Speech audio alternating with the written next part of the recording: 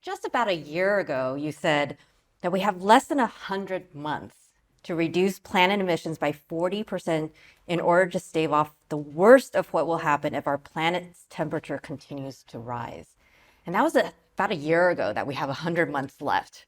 So where are we Fewer now? than 100 Yeah, so months. now Yeah. where are we and what do you think about the urgency of this problem? Yeah, I mean, the urgency grows, and I'll talk to you about the urgency, but I'll also talk to you about why I remain optimistic because I think it's always important to present both sides of that framework, right? I made that statement in May of 2022, and I think many of you who are following the space around climate change saw the most recent updates to the IPCC, which say that there's greater than a 50% chance that we will sail right by the 1.5 degree temperature rise that we're all predicting sometime before 2040, right? So we are well on our way there. And so the situation has gotten worse and not better. But at the same time, I sense and also experience a much higher level of interest in decarbonization than I did when I was starting this business 5 years ago.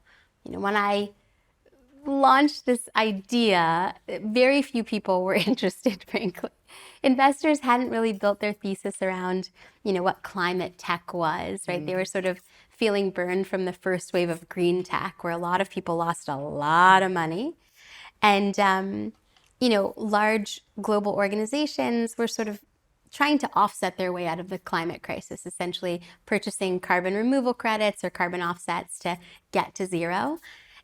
Whereas now, 5 years later, we have, large customers that are working with us. We've had, a huge interest from investors, and there are trillions of dollars that are going into the space of climate tech and of other decarbonization strategies. So I am seeing a massive acceleration, which makes me optimistic, but at the same time, we really do have to go faster. And so if there's like one reason why I'm here, one wish that I would have from being in this audience is that somehow my story might motivate more of you to go into the space of climate tech.